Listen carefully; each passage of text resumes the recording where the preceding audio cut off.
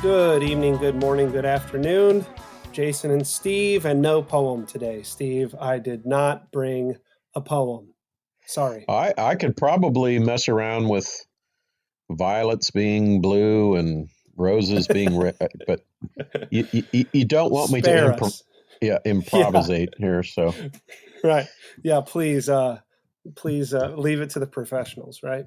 right, well, leave that That's a nonsense for joke, the classroom. everybody. Right. Yeah. So, okay, well, let's just hop right into it then. The conversation today, the question that we sort of decided we wanted to talk about was, should literature be fun? And should teaching be fun? I guess more specifically, should teaching be fun? And And yeah, and I you want I to, want to shape that just a little bit, sure. and we could talk about both. But Yeah, what's the difference, right? I don't know if the question's the clearest. Okay. Is it? Are we talking about should the classroom, the experience that occurs in the classroom, be fun, or are Hmm. we saying that the overarching life of a teacher should be characterized as fun? I think that there's probably a Mm, much greater possibility that there's going to be some mm. fun moments in the classroom Yeah, sure. than characterizing the entire life of a teacher as fun. Although many have commented on the fact that given what teachers are paid, they must enjoy what they're doing. Um, Right. and, and, and generally speaking, I think that's true. I think that I know some teachers that don't enjoy teaching, but I don't know that they're teachers. They're they're doing something because that's what they need to do in order to earn some money. But true teachers don't just wait till they have a classroom and a salary. They're teaching all over the place, so to speak. Uh-huh. So Right. the vocational teacher wouldn't want to do anything else. Let's put it that way. Is that a Okay. place to start? Yeah, that's a place to start and a place to end, right? That sort of. I mean, you've brought in some terms I think that are pretty helpful. I don't know, when you see a question like this, I think a common way of approaching it is you just break down the words. Okay, well, what does that word mean? And then once you've decided what the word means, you've pretty much written your answer in the definition of your terms, right? And you've brought in some good ones like vocation that I think are enormously important in bringing fun, certainly, but also even more important uh, sort of qualities to a life like fulfillment, um, you know, happiness, flourishing, right? Contentment, Satisfaction, vocation, yeah, joy. satisfaction, right? Yeah, Though yeah. those like vocation, understanding vocation is going to be heading you down that sort of path, and I think it's right to go that way. Um, So so if vocation. yeah, So vocation, the notion of calling, the notion that you've got to have it. hmm One of the hardest aspects when I was in administration was finding the right, not just finding good teachers, but finding the right mix. Because I don't think there is a singular it in teaching. There are certainly some common characteristics, but each teacher is a little bit different as well. And a good school doesn't have, cookie cutter teachers lined up. They hmm have a great deal of it's just the difference in the various subjects, right?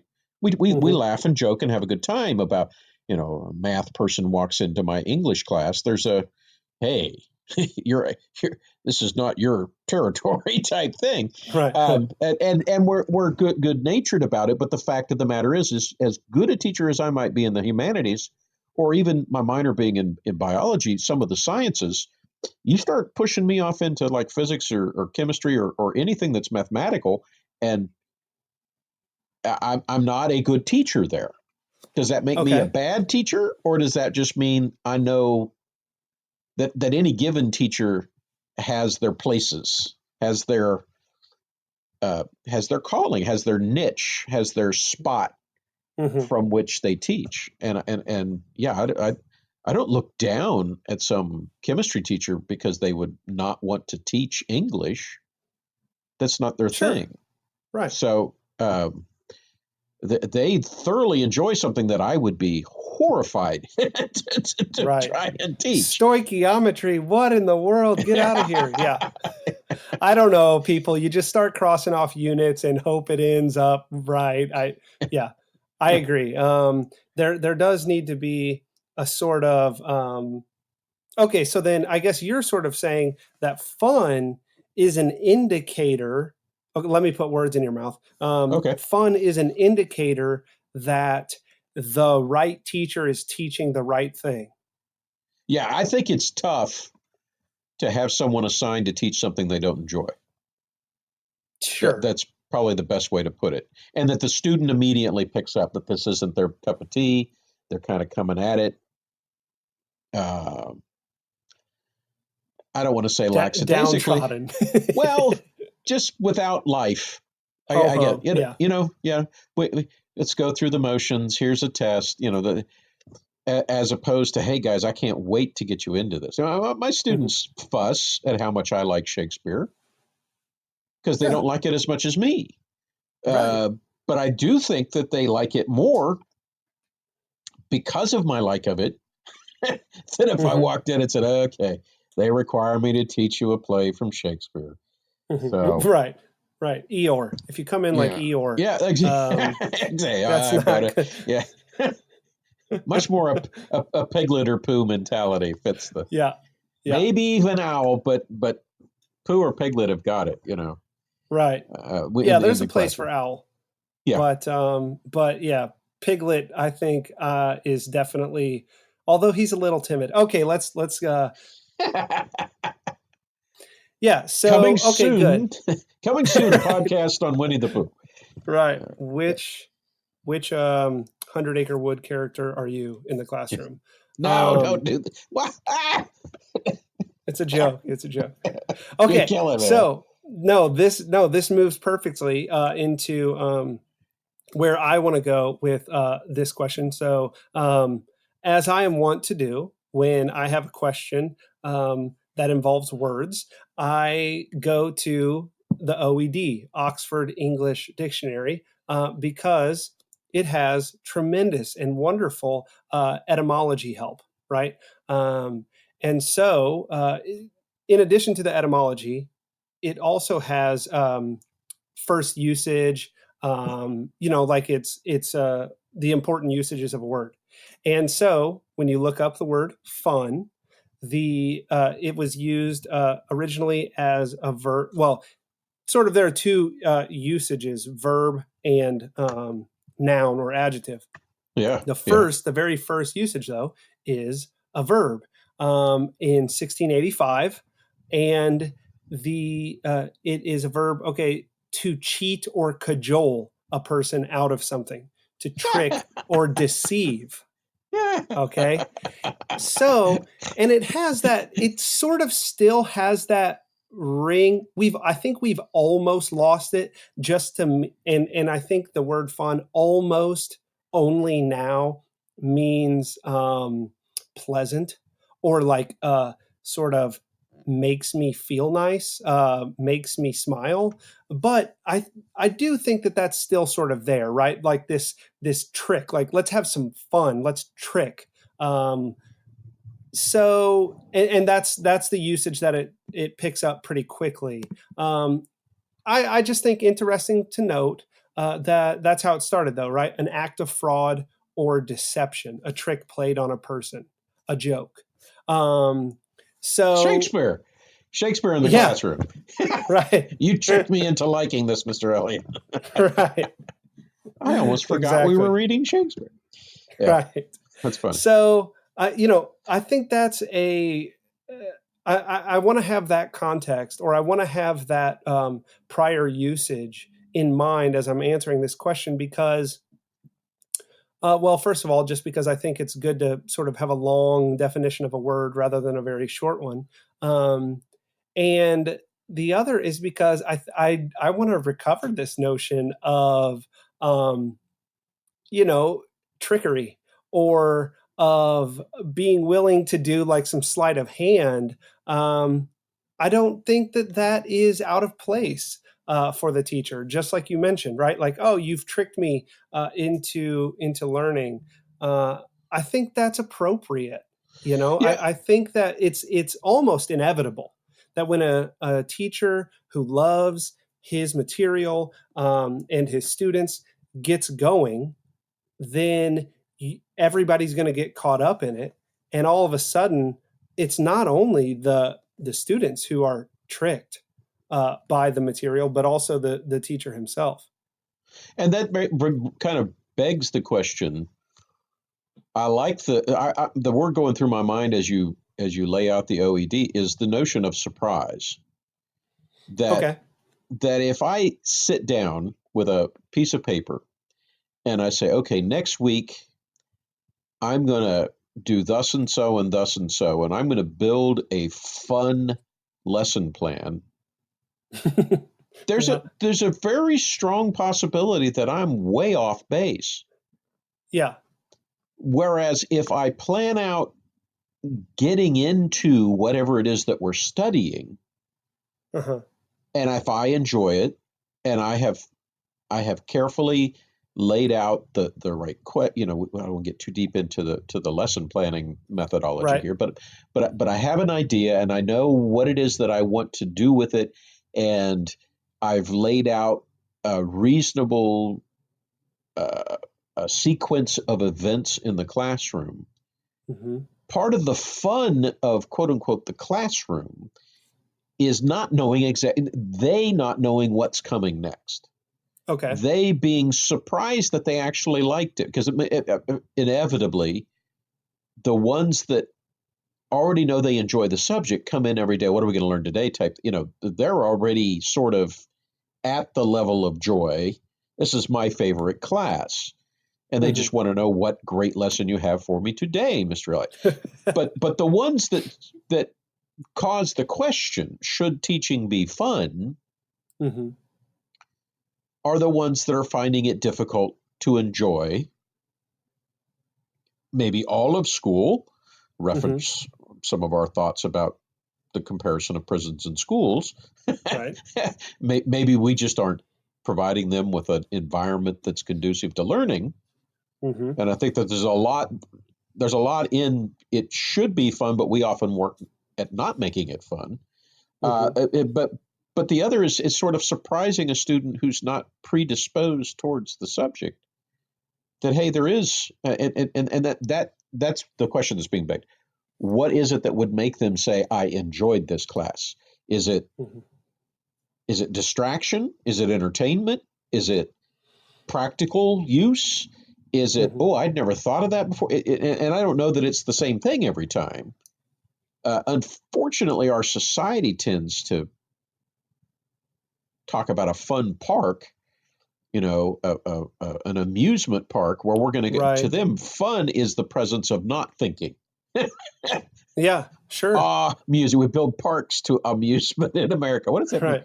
Um, Well, and it's very sensory oriented, yeah, right? yeah, Like overload of senses, right? yes, Loud yes. music, bright colors, fast roller coaster. Like that, yeah, we sort of equate those things a lot. And our entertainment reflects that today.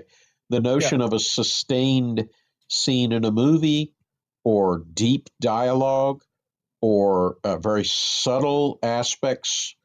Just the notion to the average high schooler today that, oh boy, we get to go visit an art museum or an art gallery. Most of them are like, that's not fun, Hmm. Whereas Hmm. a lover of art is excited. Right. Somebody with a deep love of the cinematic arts might be much more engaged by that quote unquote slow, boring movie than somebody who just went there to be popped at, to be Yeah. surprised every moment, Yeah. out of breath when they come out of the theater because they just threw so much at me. So expectation or appetite or preparation would seem to be part of what we're talking about here. That the classroom's only going to be fun if the if the student and teacher are seeking something that can be found there. If Hmm. they want out of it something that it's just not able to deliver, um, then that's a false spot to be in. I Yep. don't know. Yep. And so I hate to do it, but what you just said takes me straight to nobody's surprise agricultural metaphors, right? Like you either if you can't grow it in your classroom, then you have to bring it in, um, like sort of fertilizer, right? You have to bring it in, and so it's Yeah. not surprising that there's so many apparatuses and tricks and games and Mm, posters and things that are for sale because cultivating that sense of surprise and that gosh, well, let's just stick with it. Fun, like cultivating that in the classroom is much more difficult than buying some whiz bang thing that works for a little bit, you know? yep. And Go so, out and yeah, like buy you want to buy manure. it. Right. Exactly. my Exactly. my grandfather would have had a problem plopping down good money for stuff that my cows could provide with for me already. Right. Uh, That's but right. but that's I mean that's teaching.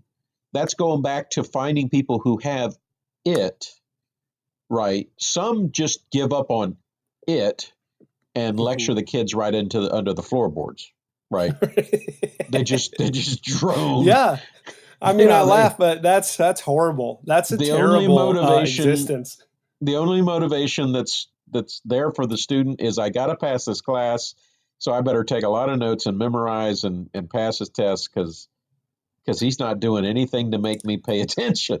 Right. And But again, it's the external motivations, right? Like you've had to farm out that like the student would not choose to be there. And so the school must put in place policies that goad the student into showing up.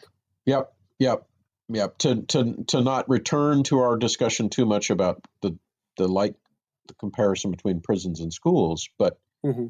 I've worked in a youth detention center. They wouldn't have called it a prison, Okay. but a place for students who were young people who were too young to be tried as adults, but old enough that they couldn't stay at home and had done crimes that were big enough, um, Hmm. arson, Right. thievery, murder, these Society said they needed to be away. incarcerated, but Hmm. it's more like a tough school than jail. But Okay. when they weren't at their books, they were in their room, and it was Spartan. It was not a pleasant experience for them. And Hmm. one of the things they could do to get out of their room on the weekends is come here, a spiritual lesson, a sermon from me or one of my friends, followed by a half hour of playing foosball with us while we tried to talk to them Oh. about what was said. So we had just about the whole detention center showed up for our what they called church service on Saturday Okay. nights. Uh-huh. They were not there to hear a sermon. They were mostly there to get out of the room. But so again, back to the it. Some of the folks that worked with me looked at it very utilitarian. All right, we're Right. just going to come. We're going to shoot our little sales pitch. We're going to play the foosball because that's what we do, and we just hope it does them some good. Hmm. I was working out my theory of education, and I had this very tough audience, right? So Right. I thought the Socratic method was all it's what I enjoyed when I was in school. I love teachers that just ask questions Okay. Cool. because I like to talk, and Yeah. so uh, some of us were able to get the kid to forget why he was there. He was no Wow. longer escaping his room. He would get, if you in a place like that, there are certain questions of moral content that if you ask them, these kids have strong opinions and I will can want to imagine. express them. And Hmm. and so I do believe that the that the classroom, obviously there are teachers who have gone to the other extreme and, Hmm. as you said, have pretty much purchased a trip to their class is a trip to, you know, Six Flags over, Disneyland. Yeah. yeah, Six Flags over history class. And Right. and so, what new ride do you have for us today, Teach? And Right. they just suck up all of the, especially in the technological world we live in. There's a new thing to download Yeah. every week, Right. and that's how some teachers uh, supplement their income. Teachers paying teachers is a big deal these days. Where Yeah. one dude comes up with this week's flavor of entertainment, Yep. and a whole bunch of other people from across the country download that and use it in class until that starts to lose its shine. And that's kind of the thing with me, is if you're importing fun into the classroom, it's got a short shelf life. Right. Right. Just like And that's right. I mean, how could it be? Um, it wasn't grown there, right? Like, right, jokes are funny because you use them again, like because you're endlessly kind of joking about that one time, or like altering the joke. Uh, but if you just bring something in and you use it, okay, well, there you go. That's it. You have to. You're like a stand-up comedian.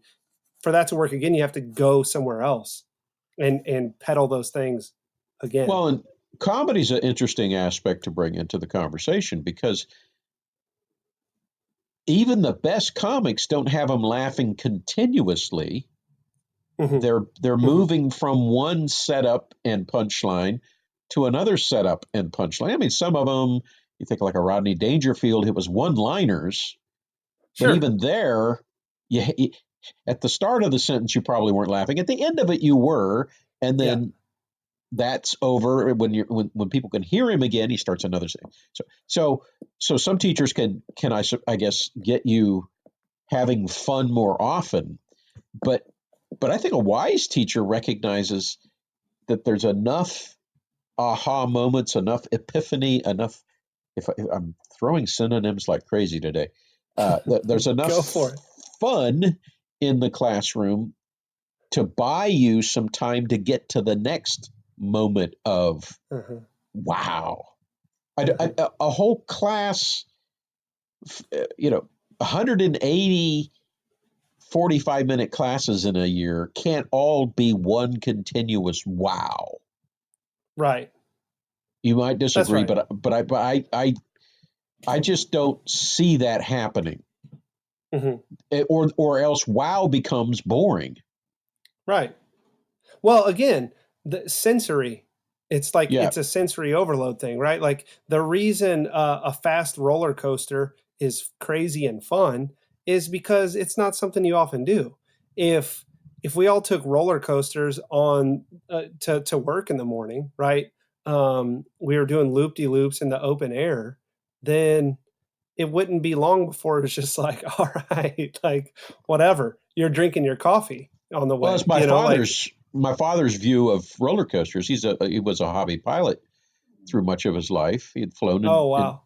jet fighters. No, he wasn't a pilot in Korea, but he was a mechanic on the F-86 fighter. And so from time to time, somebody take him up and give him a spin.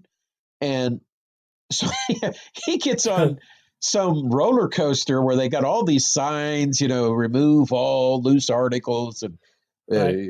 all. 3 minutes later, he's going, "Is that it? Really? Come on!" Uh-huh. Wow. Because of what you're saying, what you're used to, Yeah. and I think that this is a flat flesh eating bacteria that some people get caught into of Yeah, yeah, yeah. I've got to have my kids laughing and having a great time and smiling 24/7 in my classroom, and you're conditioning them to be bored Yeah. because Right. You're digging yourself a deeper hole. you can't possibly top the greatest lesson ever. So, Right. but tomorrow's going to be better than today, and today's going to be the Uh-huh. greatest, and then tomorrow's going to be greater than we see this in so many different ways. I see this every year with my school's prom. Well, we can't just do what we did last year. We got to, or my neighbors with their Christmas decorations. We can't just put out last year's we got to get something out there that we Mm-hmm. didn't have last. It's got to be bigger, better, and if a teacher gets caught in that trap, uh, the You're gonna therapist hit a you're the gonna to put therapist it is in going to get economic some money. terms.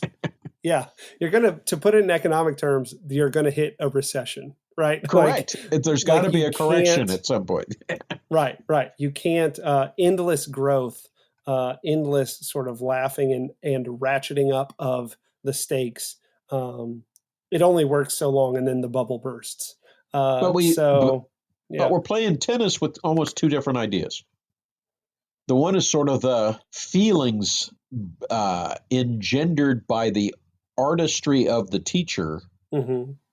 and the other side of the court seems to be the natural outcome of a sensitive soul moving about in truth. Mm. I don't know if I've been clear here. The one is sort Yeah, of yeah. Try that again. the Mhm. one is sort of I'm gonna get you to enjoy this by doing things to you, and the other is I'm going Right. to get out of the way and allow you to enjoy what we're talking about, the thing itself. Hmm. Part is the first one is the teacher's ability to engage and to know how to bring enjoyment to the student. The other is that if Right. you love your subject, you love it not because you've made yourself love it, but because it's made you love it. You know what I'm Yep. saying? I'm not trying to make Definitely. Shakespeare enjoyable. I'm trying to get them to see that he is enjoyable. It's amazing. Yep. And Yep. Yep. I, Yep. I feel guilty if I try to tinker with him or make him more relevant or something like Right. mess Right. with him. I think when I Hmm. start doing that, I start messing it up. Like repackage, you Yeah, mean? yeah. Look at this Yeah. now.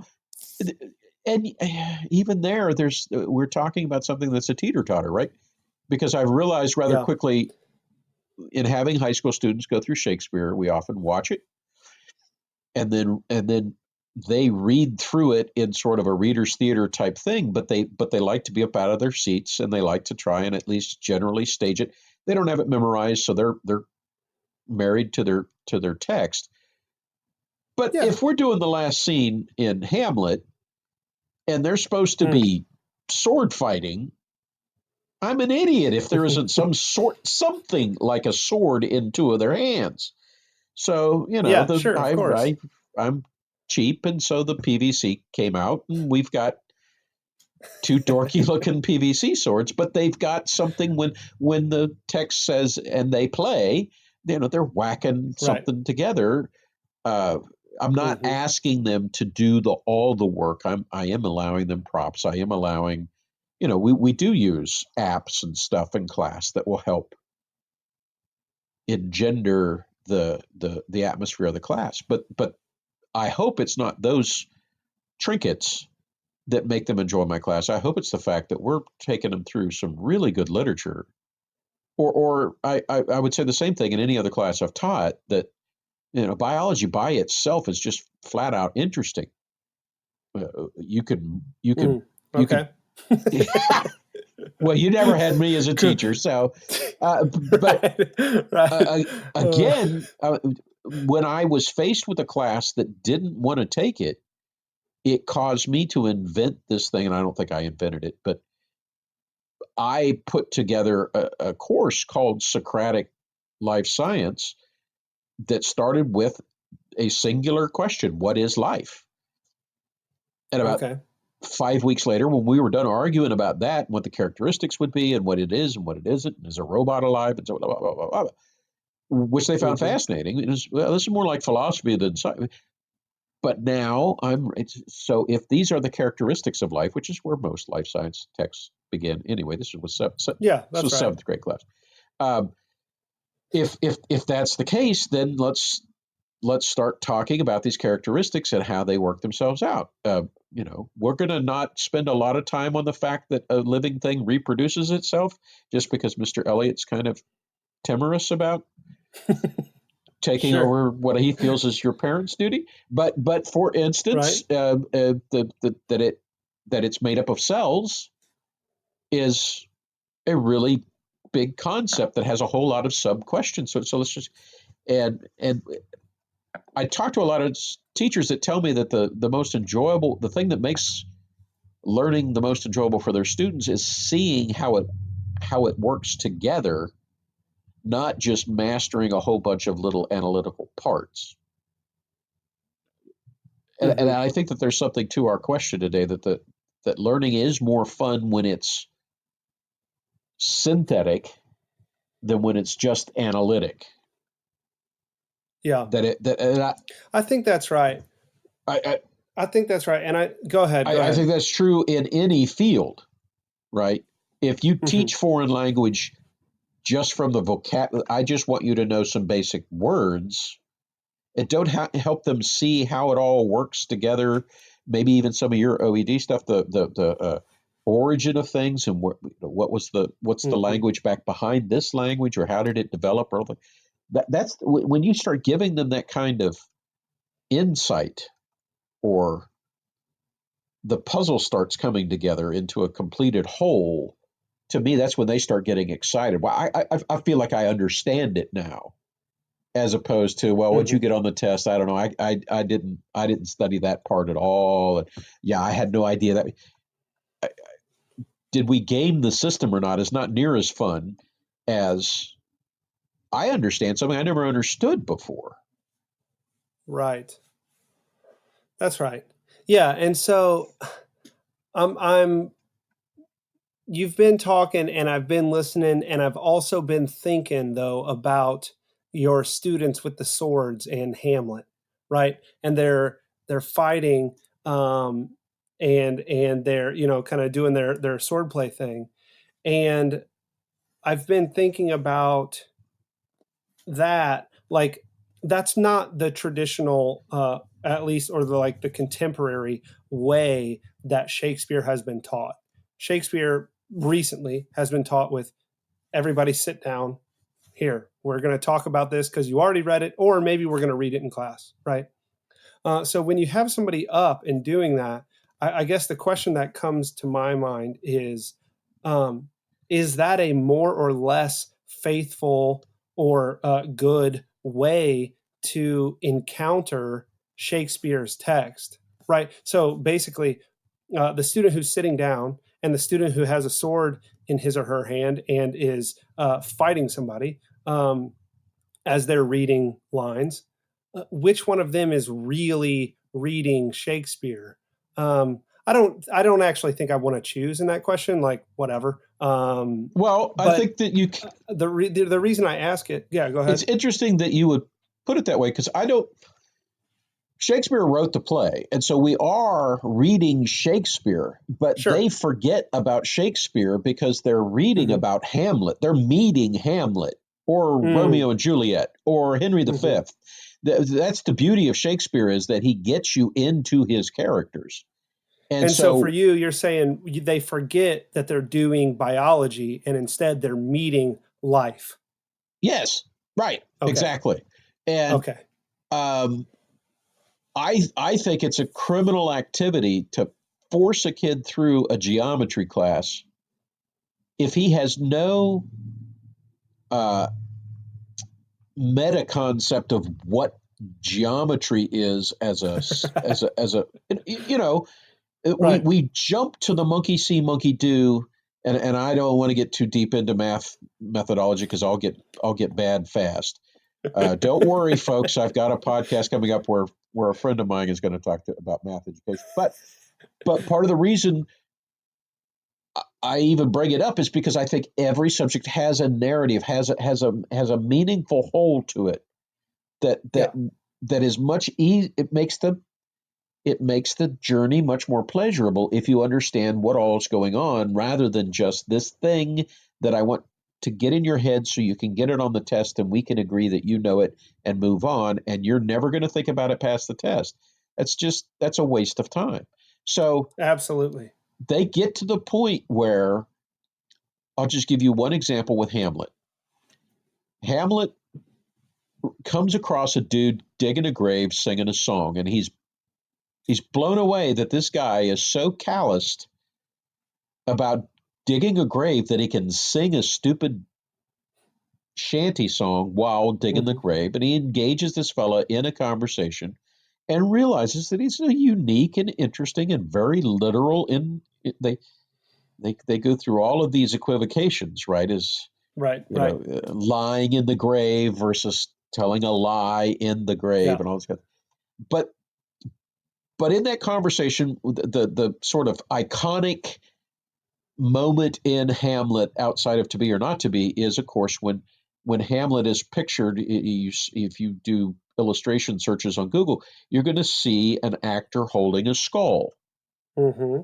because the gravedigger has introduced him, Hamlet, to a skull who's Yorick, the former court jester that Hamlet knew as a kid and used to ride on his shoulders and hear all his jokes. And he's like, this is his skull. And Yep. and he says this amazing thing that most of my students, because they're fighting with the language and they're just trying to get through this thing, and when we're almost to the end, and will Mr. Elliot please stop interrupting? We're just trying to read this thing. Hmm. Hamlet says to Yorick, dead Yorick, the skull, an inanimate object at this point, Hmm. go tell my lady, paint an inch thick, to this fashion you shall come. Hmm. And most of the kids are like, I don't have a clue in the world as to what he's Right. talking about. What's paint? What? Right. Yeah. What inch thick? What? And I just don't. I'm a jerk. I don't let him toss it off. I think that there's a point there. Uh-huh. I try to teach him Shakespeare doesn't toss lines off. They've all got a purpose. Something's going. So who's my lady? Well, it's either his mother or Ophelia. That's the only two we know about. Okay. And we know Ophelia's dead, but he doesn't. Right. That's so awesome. Yep. Because Right. if Yorick, the dead guy, could go tell dead Ophelia Yeah. to paint an inch thick, what would he be telling her? Well, maybe he's talking about makeup. I think he is. I think he is. Is it an inch Right. thick appropriate with makeup? Well, no, that's gross. That's just rude. Hmm. Why is it What rude? if the Well, no, person was dead? yeah, well, nobody needs it an inch thick unless they're a skull or going to become one. Hmm. And I said, I know you young ladies, makeup is all about accentuating the beauty that's there. But trust me, by the time you hit the second half of life, it's about trying to hide what's there, try to try to prolong the youth rather than highlight it. Hmm. And he's so they forget that this is Shakespeare and this is hard and that I might be. They're just thinking. They're just at. Right. Why would all we know about Hamlet, and it's towards the end of the play, so they know a lot about Hamlet and him and Ophelia and the character of Ophelia, etc. They've met these people and they're now considering, why would someone say that? And Hmm. and they've already heard, the To Be or Not to Be was a long time ago in the play by this point. And he's already Hmm. had that conversation when he thinks he's being sent off to England to be killed. Are we just beasts that are here to eat and sleep? Hmm. He's a deep guy, and so they follow Yep. him into the depths of his thoughts. And again, forget the mundane nature of coming to English class and slaving through it. The surprise that the OED was talking about, almost the fraud. Hmm. You're Yeah. not. You're not in an English class. You're at a graveside Hmm. talking to a wacky dude and talking to a dead skull. You know, where are your jokes now, dude? That's just a great Right. scene. So Yeah. No, and I think that's right. So the fun then, um, yeah, I'm trying to sort of wrap it up, not necessarily even to end the episode, but just to sort of make it clear in my own head, that fun is an indication that things are going well, I would say. yeah, Certainly, it could be. You know what? What is it that Robinson Jeffers says? He says, oh gosh, he's talking about the love of man. And hold on, let me just look it up here. I'll sound smart when I edit this. Robinson Jeffers, um, Shine, Perishing Republic.